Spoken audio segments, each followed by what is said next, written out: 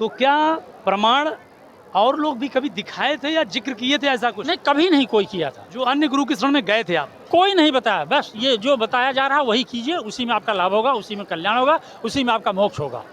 स्वामी अड़गड़ानंद तो ओम का जाप करने के लिए बताते थे, सिर्फ ओम का। ओम का जाप करो, हम तुम्हें पार उतार देंगे। तो डायरेक्ट बोलते थे हम तुम्हें पार उतार देंगे। उस पुस्तक हम पढ़ना चालू किए, लमसम 4 साल पढ़ा। तो सच्चा परमात्मा कौन है? मुझे परमात्मा से मिलना है, परमात्मा का साक्षात्कार करना है, मुझे उनका दर्शन करना है, मुझे यहाँ से मुक्ति चाहिए। यानी निरंकारी मिशन में गया। निरंकारी मिशन में जाने के बाद 7 दिन के बाद ही मुझे दीक्षा मिल गई। 5 नाम बताया गया। ये वहाँ हथेली के बीच में परमात्मा का दर्शन होता है। और जो भी खाओ पियो, हम आपकी पूजा करते हैं, आप हमारी पूजा कीजिए। हम आपके हैं, आप हमारे हैं। खाने पीने का कोई विरोध नहीं है, मांसाहारी हो या शाकाहारी हो, सब उसमें चलता है। अच्छा, उसमें बिल्कुल कोई मना नहीं करता? कोई मना नहीं करते, मेरी गारंटी है। हम यहाँ आने का जर्नी ये है कि हम बहुत पहले, इसके पहले कई गुरु कर चुके हैं। मतलब कितने गुरु कर चुके होंगे? कुल 10-11 गुरु की लमसम। जैसे कुछ लोगों का नाम। नमस्कार दोस्तों, मैं Rakesh Kumar, TV8 news channel में आपका स्वागत है। इस वक्त मैं बेतखेड़ी शामली के अंदर मौजूद हूँ और संत रामपाल जी महाराज एक पूर्ण गुरु हैं जो शास्त्र के अनुकूल भक्ति बताते हैं। उनकी शरण में ये लोग चले आते हैं, आखिरकार क्यों? तमाम ऐसे लोग और भी जगह गए हैं और तमाम ऐसे गुरुओं से मिल कर के भी आ रहे हैं। उनकी क्या प्रतिक्रियाएं हैं ये भी आज हम जानेंगे। और क्यों चले आते हैं यहाँ पे संत रामपाल जी महाराज जी की शरण में, अन्य गुरु की शरण में क्यों नहीं जा पाते, या जाते हैं तो उनको लाभ क्यों नहीं मिल पाता, इसका भी हम राज जानेंगे आज। क्या नाम क्या है आपका? डॉक्टर मोहनलाल पटेल। अच्छा, कहाँ से हैं आप? मड़ियाहू जौनपुर। अच्छा, मड़ियाहू जौनपुर से हैं। तो कैसे यहाँ आए और क्या प्रतिक्रियाएं रही, आपकी जर्नी कैसी रही यहाँ आने का, कैसे आप चले आए? हम यहाँ आने का जर्नी ये है कि हम बहुत पहले, इसके पहले कई गुरु कर चुके हैं। मतलब कितने गुरु कर चुके होंगे? कुल 10-11 गुरु की लमसम। जैसे कुछ लोगों का नाम? गुरु की लमसम।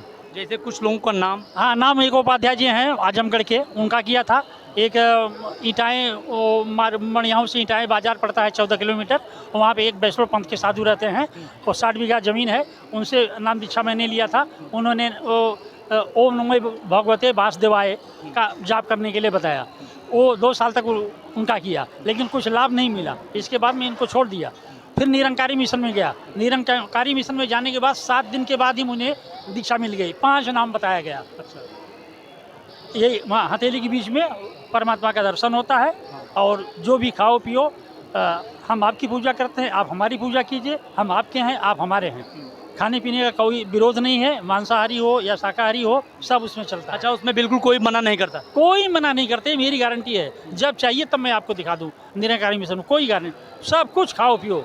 नशा के लिए बीड़ी, तंबाकू, सिगरेट, ये सब चलता है उसमें। अच्छा, सब चलता है। सब चलता है। अच्छा, और कौन से गुरु की शरण में गए थे? इसके बाद फिर मैं गया मुरारी बाबू के पास। अच्छा, तो मुरारी बाबू से नाम दीक्षा लिया। तो वो भी 3 नाम बताते हैं। इसके बाद फिर आसाराम बाबू के पास गया, तो वो नाम बताते हैं। नाम बताने के बाद तब तक आसाराम बाबू बीच में पकड़ लिए गए। इसके बाद मैं फिर स्वामी अड़गड़ानंद महाराज के शिष्य हुआ। लमसम 7 साल तक उनके पास जाता रहा। अच्छा, आप इतना गुरु बदलते क्यों थे, इसका भी कारण बताइए। बदलते इसलिए थे कि मुझे सच्चे परमात्मा की प्राप्ति नहीं हुई। जिसके पास जाओ, रुपया पैसा चढ़ाओ, धन दौलत चढ़ाओ, मीठा दो, दूर से प्रणाम करो और फिर चले जाओ। ना अपनी बात कर सकते हैं, ना वो बात सुनने के लिए तैयार हैं। अच्छा, आप किस बातों के लिए इतना उत्सुक थे, क्या बताना चाहते थे उनको? हम ये बताना चाहते थे कि सच्चा परमात्मा कौन है, मुझे परमात्मा से मिलना है, परमात्मा का साक्षात्कार करना है, मुझे उनका दर्शन करना है, मुझे यहाँ से मुक्ति चाहिए। यानी ये कह लें कि आत्मा को परमात्मा की तड़प थी। हाँ। और मिलने की चाह जागृत थी आपके अंदर। बिल्कुल चाह जागृत। और आगे क्या बता रहे? फिर इसके बाद मैं पतंजलि एक नया संस्थान खुला था, मुझे ऐसा पड़ा हुआ कि ये अपना स्वदेशी है, उससे जुड़ गया, मैं उससे डॉक्टर हो गया। तो 14.25 साल बॉम्बे में सर्विस किया पतंजलि में। तो एक दिन इत्तेफाक से 10:35 हो गया था, 10 बजे तक मेरी ड्यूटी थी, 6 से 10। तो 10:35 पर एक लड़का सबवे से ऊपर 2 सीढ़ी ज्ञान गंगा लेके पुस्तक खड़ा था और बोला, भाई 2 धार्मिक पुस्तक मेरे पास बची है, आप ले लीजिए तो अच्छा होगा। हम कहा दे दीजिए। कितना, 200 रुपया? कहे नहीं, हमको देखने में मोटी लगी, हम सोचा 200 रुपया होगा, पकड़ लो। कहा नहीं, 40 रुपये। हम कहा तो मेरे पास छुट्टा नहीं है, 50 रुपया है, रख लो, हाथ जोड़ता हूँ। कहे नहीं, 10 रुपया वापस लेना पड़ेगा, ये नहीं तो हम पुस्तक नहीं देंगे। हम कहा ठीक है भाई, छुट्टा करा के लाओ। छुट्टा करा के लाए तो उस पुस्तक हम पढ़ना चालू किए। लमसम 4 साल पढ़ा, तो जितने मोबाइल नंबर उसमें थे कोई मोबाइल नंबर उठाने के लिए तैयार नहीं था। एक दिन बैठ गया सुबह से, मोबाइल लगाया तो विश्वकर्मा करके, कोई राकेश विश्वकर्मा करके एमपी के हैं, उन्होंने फ़ोन उठाया। अच्छा, वो बुक पढ़ के आपको क्या लग रहा था? लगा क्या मतलब परमात्मा कोई अन्य है। हम पूजा ब्रह्मा विष्णु महेश गणेश पार्वती दुर्गा फुर्गा, ये विंध्याचल तमाम देवी देवताओं का, इंडी बाबा पिंडी बाबा, गांव की चौरा माई, ब्रह्म बाबा, इनकी पूजा करते चले आ रहे हैं, जो एकदम नश्वर किसी काम का नहीं। अच्छा, इनकी पूजा आपको समझ में आई, कैसे आप पकड़ लेते हैं, कैसे आप पहचान पाए कि हम ज्ञान गंगा पढ़ने के बाद हमें ये पता चल गया कि परमात्मा ये है? परमात्मा ये कि इनका ठोस प्रमाण है, शास्त्रों का प्रमाण है, किस पन्ने पर कहाँ क्या लिखा है। तो रामचरित अच्छा, ये प्रमाण की जब बात आती है तो क्या प्रमाण और लोग भी कभी दिखाए थे या जिक्र किए थे, ऐसा कुछ? नहीं, कभी नहीं कोई किया था, जो अन्य गुरु के शरण में गए थे आप? कोई नहीं बताया। बस ये जो बताया जा रहा है वही कीजिए, उसी में आपका लाभ होगा, उसी में कल्याण होगा, उसी में आपका मोक्ष होगा। स्वामी अड़गड़ानंद तो ओम का जाप करने के लिए बताते थे, सिर्फ ओम का जाप करो, हम तुम्हें पार उतार देंगे। तो डायरेक्ट बोलते थे, हम तुम्हें पार उतार देंगे। अच्छा, आसाराम जी महाराज क्या बताते थे, किस प्रकार की भक्ति बताते थे, ये थोड़ा जिक्र कीजिए उस बारे में। वो ओम नाम 2-3 नाम बताते, ओम नमो वासुदेवाय नमः स्वाहा, मतलब इसका। क्या आपने कभी ये जिक्र किया उनसे कि क्या शास्त्रों में यही प्रमाण है या यही मंत्र है क्या? नहीं, ये जिक्र करने के लिए मैं सोचा था, क्योंकि बॉम्बे ही था, वहाँ से नज़दीक था, लेकिन तब तक वो बाद में पकड़े गए और उनकी चर्चा गलत निकली। इसके बाद तो मैं छोड़ करके तो स्वामी अड़गड़ानंद से जुड़ गया। चलिए, और क्या कहना चाहते हैं? ये कहना चाहते हैं कि भक्त समाज जो पिछड़ा हुआ है, लोग मान नहीं रहे हैं, जितने ब्राह्मण क्षत्रिय उच्च वर्ग के लोग हैं, इनके पास जाने पर ऐसा लगता है ये खा जाएंगे हमको। अगर उनको सत्य ज्ञान बताइए कि ये असली चीज़ ये है, नकली की पूजा आप कर रहे हैं, ये मैंने देखा गांव में टहल टहल करके, तो ऐसा लगा कि भगवान जो बता रहे हैं ये सही मार्ग है, लेकिन ये लोग गलत मार्ग पकड़ के चल रहे हैं और यही पकड़ के चलना चाहते हैं। अच्छा, आज आप संतुष्ट हैं कि सतभक्ति संत रामपाल जी महाराज सही बता रहे हैं? हाँ, मैं एकदम पूर्ण संतुष्ट हूँ, क्योंकि 2 तल्ला का मकान में बनवा अच्छा, रहा। ये इतना कॉन्फिडेंस कहाँ से आता है, इसका भी राज बताइए आप। कॉन्फिडेंस ये आता है कि इनका प्रमाण और भजन करने से ऐसा लगता है कि आत्मशक्ति आ गई है, जोश आ गया है। अच्छा, अंदर से भी फील होता है ऐसा? अंदर से फील होता है। अच्छा, मेरा एज 65 साल है। 65। अच्छा, आप प्रमाणों के ऊपर टिके हैं या फिर ज्ञान के ऊपर? नहीं, ज्ञान के ऊपर। इनका जो भक्ति है तो पैसा भी आता है, ऑटोमेटिक पैसा है। जब मैं सोचता हूँ कि आज पैसा नहीं है, कल कहाँ से आएगा, कल कोई न कोई पेशेंट आ जाता है। यानी ये कह लें हाँ। कि जब आपने सतभक्ति ग्रहण की तब आपको भगवान परमात्मा मालिक साथ देना स्टार्ट कर दिया? बिल्कुल स्टार्ट कर दिया। ये सही है? एकदम सही है, परम सत्य है, अटूट सत्य। और क्या कहना चाहते हैं? और ये कहना चाहता हूँ भक्त समाज को कि जो नए लोग आए हैं, जो बिछड़े हुए हैं, मैं हाथ जोड़कर प्रार्थना करता हूँ, विनती करता हूँ कि वो तत्काल देर ना करें, आकर यहाँ जुट जाएं और परमात्मा का नाम दान लें, उनका कल्याण हो और मोक्ष हो। क्या नाम बताया आपने अपना? डॉक्टर मोहनलाल पटेल। डॉक्टर मोहनलाल जी जिस प्रकार से परेशान थे और तमाम ऐसे 10-15 गुरु जी का नाम बता रहे हैं कि उनकी शरण में जाने के बाद भी हमें संतुष्टि नहीं मिली थी, लेकिन संत रामपाल जी महाराज जी की शरण में आने के बाद इनका मन एकदम शांत हो गया और इन भक्ति में मन लगा के कार्य कर रहे हैं, तो उसमें भी ये प्रोग्रेस पे जा रहे हैं। वाकई में सद्भक्ति हो तभी लाभ मिल पाता है। क्या कहना चाहते हैं आप? संत रामपाल जी महाराज एक स्वच्छ समाज तैयार कर रहे हैं, जिसमें संत रामपाल जी महाराज के भक्त कोई नशा नहीं करते हैं और कोई भ्रष्टाचार का करते हैं, ना ही दहेज लेते नहीं देते हैं, और मतलब बढ़िया समाज तैयार कर रहे हैं हमारे गुरु जी। अच्छा, आज बात दहेज की जब आती है तो आप भी किसी एक बच्ची की पिता होंगे या अभी बनने वाले हैं, तो क्या आपकी धारणाएं रहेंगी जब बच्ची पैदा होती है तो अब क्या मतलब वो रहेगा कि कितना सर हमारा भारी होगा, या हमें बच्ची ना पैदा हो, हमारे केवल बच्चे ही पैदा हों, ऐसी भी समाज की धारणाएं हैं। तो आपकी क्या विचारधाराएं हैं इसके बारे में कि बच्ची में अंतर या बच्चे में अंतर, क्या आपकी भी ऐसी कोई विचारधाराएं हैं? जब हम जगत में होते हैं तो उस समय हमारे मन में बहुत विचार चलते हैं, कैसे बच्ची को पढ़ाएंगे और हमारे पास शादी करेंगे तो कितना धन इकट्ठा होना चाहिए हमारे पास। लेकिन अब परमात्मा की शरण हमारे पास ऐसी कोई टेंशन है नहीं हम लोगों को। अब लगता है परमात्मा सब करेंगे, क्योंकि 70 मिनट में शादी होती है, ना दहेज लेना है ना देना है, कोई झंझट नहीं है। बाकी समाज में आप देख रहे हैं तमाम पहले लिस्ट बना दी जाती है, साहब हमें इतना पैसा चाहिए, इतना जेवर चाहिए, सब चीज़ें मांगी जाती हैं, और यहाँ ऐसा कुछ है नहीं। अच्छा, एक रियल और बातें हम आपसे जानने का प्रयास करेंगे। समाज में इतना सारा दहेज देने के बाद भी आज बेटियां सुख से नहीं हैं। क्या संतराम पाल जी महाराज जी के यहाँ जो रमैडी जिसको शादी बोलते हैं, शादी होने के बाद लोग संतुष्ट पूरी तरह से रहते हैं? हाँ, ऑलमोस्ट मतलब जहाँ तक संतुष्टि ही है, और बाकी तो फिर आप जानते हैं कि देखिए समाज में जो हमारे यहाँ कुरीतियाँ हैं उसको परमात्मा बहुत दूर कर रहे हैं। ऐसे बहुत सी चीज़ें हैं जो जो पूजाएं होती हैं, पत्थर पूजा, इससे कभी कोई लाभ नहीं होता है। परमात्मा ने ये प्रमाण के साथ कहा है इस चीज़ों को, और हमारे गुरुजी हमेशा हम लोगों को एक वो वेद शास्त्र से प्रमाणित ज्ञान बताते हैं।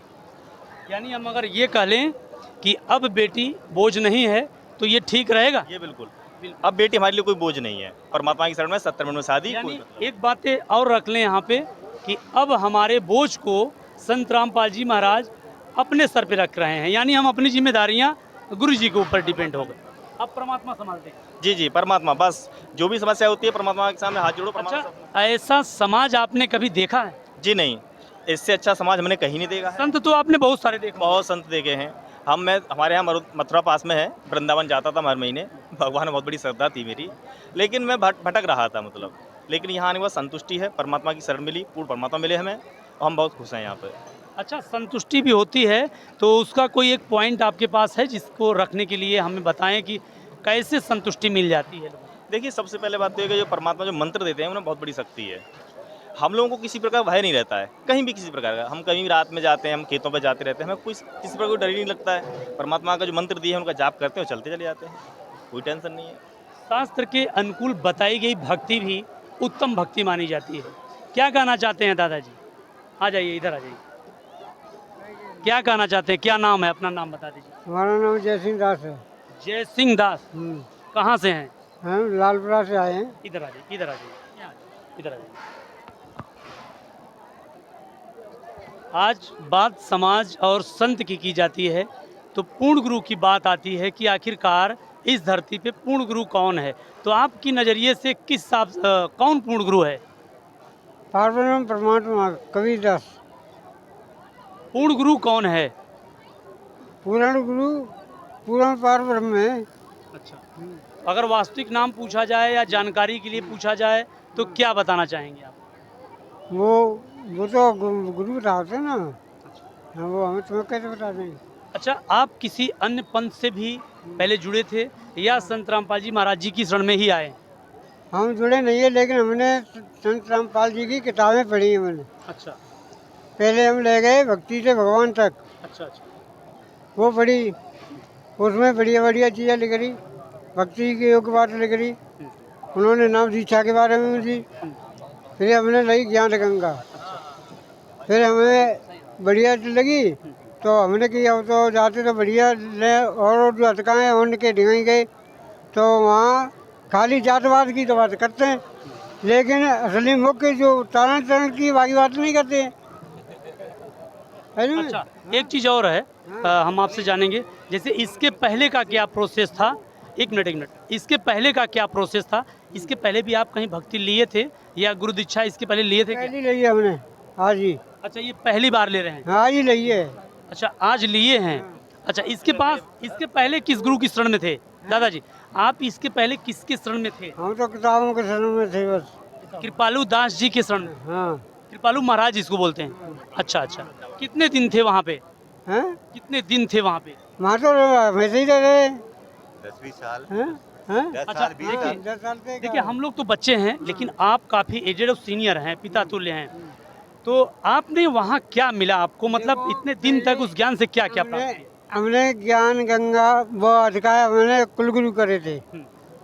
कुलगुरु ने तो ओम नाम शिवाय को नाम बताया दो। अच्छा, ओम नाम बताया थे? हाँ। अच्छा तो उसमें जो अधिकाय पांचों देवताएं, अच्छा। पांचों देवता अधिकाय थे गलते हमारी बातें, क्योंकि कोई तो बिंदा को छल कर रहा है, कोई कन्या पे आए गए बच्चा पैदा कर रहा है, कोई स्त्री को चल के ले जा रहा है, कोई कछु कर रहा है।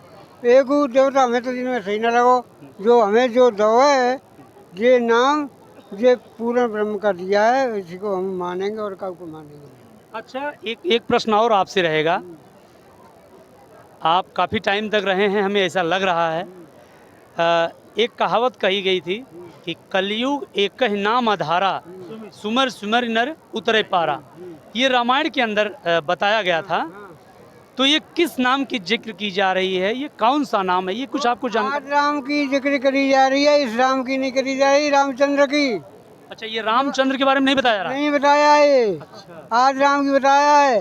हमारे कबीर भी जग में भी 100-200 जगह लिखा हुआ है राम, लेकिन ये राम नहीं लिखा है। अच्छा, आदि राम की बात की जा रही है।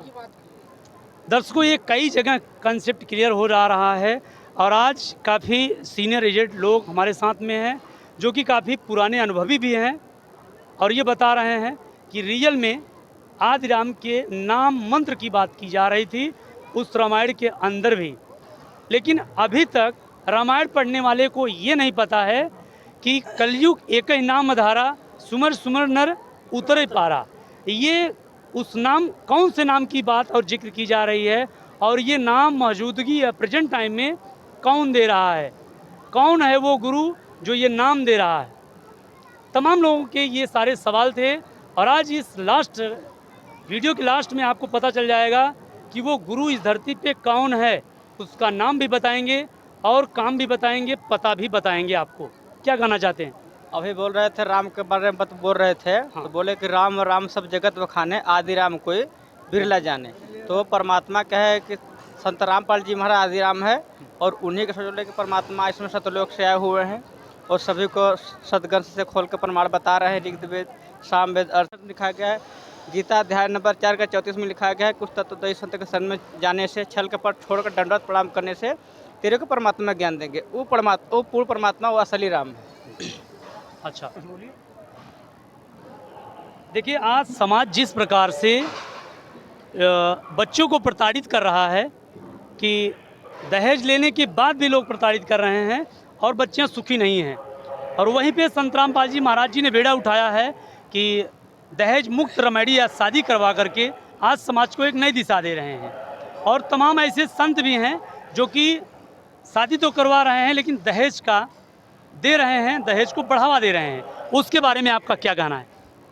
पहले अपना नाम बता दीजिए। देखिए, रामजी दास, जौनपुर यूपी से। और हमारे गुरुजी संत रामपाल जी का सपना है दहेज मुक्त को भारत अपना है, सच होगा सपना दहेज मुक्त भारत अपना। तो ये इस ढंग से वो ऐसा ज्ञान बता रहे हैं समाज को कि जो एकदम बिल्कुल दहेज मुक्त, सभी आडंबर और ताम झाम से विरक्त, मात्र 17 मिनट में गुरुवाणी के माध्यम से ये विवाह संपन्न करा रहे हैं और इनके ज्ञान आधार पर हो रहा है। ये संत रामपाल जी ज्ञान ऐसा है, इतना मजबूत ज्ञान है जो शास्त्रों और सदग्रंथों से प्रमाणित ज्ञान है। जो भगत समाज ये जो इस ज्ञान को समझ गया, जब यहाँ शरण में आ जाता है तो सपने में नहीं सोचता कि वो दहेज लेना और देना, ठीक है, वो कभी नहीं। इसलिए ये ज्ञान के आधार पर लोग ऐसा भक्त समाज तैयार हो रहे हैं जिससे जो है कि ये दहेज मुक्त विवाह हो रहा है। और आने वाले समय में बहुत तेज़ी से लोग इसको ज्ञान को समझ रहे हैं। और हमारे ज़िले में अभी 2 साल के अंदर लगभग 14 विवाह हुआ है दहेज मुक्त रेमेडी, जिसमें जाति और अंतरजाति दोनों मिला के हुआ। और इस तरह से अच्छा, ये भी कहा जाता है कि जो बच्चियां आज शादी विवाह करके अपने ससुराल जाती हैं वो पूरी तरह से संतुष्ट हैं और उनके जो आदमी हैं बिल्कुल नशा नहीं करते। ये सही है? देखिए, ऐसा ना, संत रामपाल जी महाराज जी को हमारे गुरु जी ज्ञान दे रहे हैं ना, इसमें दहेज मुक्त, नशा मुक्त, ये एक समाज में जातिवाद मुक्त एक समदृष्टि समाज बना रहे हैं, स्वच्छ समाज बना रहे हैं जिसमें सभी पाखंड, बुराइयां, कुर्तियां सब दूर कर रहे हैं, ठीक है, सब बंद एकदम। तो यहाँ कोई ऐसी दिक्कत नहीं है। जो भी ये जुटेगा, वो एक जो भी यहाँ ज्ञान लेता है वो पहले ये संकल्प वचन दे देता है, हम आजीवन कभी जो है दहेज न लेंगे, न देंगे, न कभी नशा करेंगे, न चोरी ढकी, कोई किसी वर्ग का ऐसा कोई काम नहीं करेंगे जिससे समाज में अहित हो। एक भाईचारे का समाज स्थापित कर रहे हैं। इसलिए ऐसा जो हो रहा है ये संत रामपाल जी के महाराज ज्ञान का द्वारा, जिससे दहेज मुक्त पूरा भारत हो रहा है, स्वच्छ समाज बन रहा है। चलिए दर्शकों, सबसे अव्वल दर्जे के संत अगर कहे जाएं तो संत रामपाल जी महाराज हैं, क्योंकि एक स्वच्छ समाज का निर्माण कर रहे हैं। और मैं आपको लास्ट में बता दूं कि जो कलयुग एक ही नाम धारा, सुमर सुमर नहीं उतरे पारा, ये जो कहावत कही गई थी ये आज वो नाम संत रामपाल जी महाराज दे रहे हैं जिससे कि इस कलयुग के अंदर वो नाम जाप करके मर्यादा में रह करके भक्ति करके मोक्ष प्राप्त कर सकते हैं। ये वही गणना की गई थी। मैं आपको बता दूं, ये इसका प्रमाण हर सदग्रंथों में आपको देखने को मिल सकता है। तो बने रहिए हमारे साथ TV8 न्यूज़ के साथ में ऐसी सब खबरों को देखने के लिए। जय हिंद।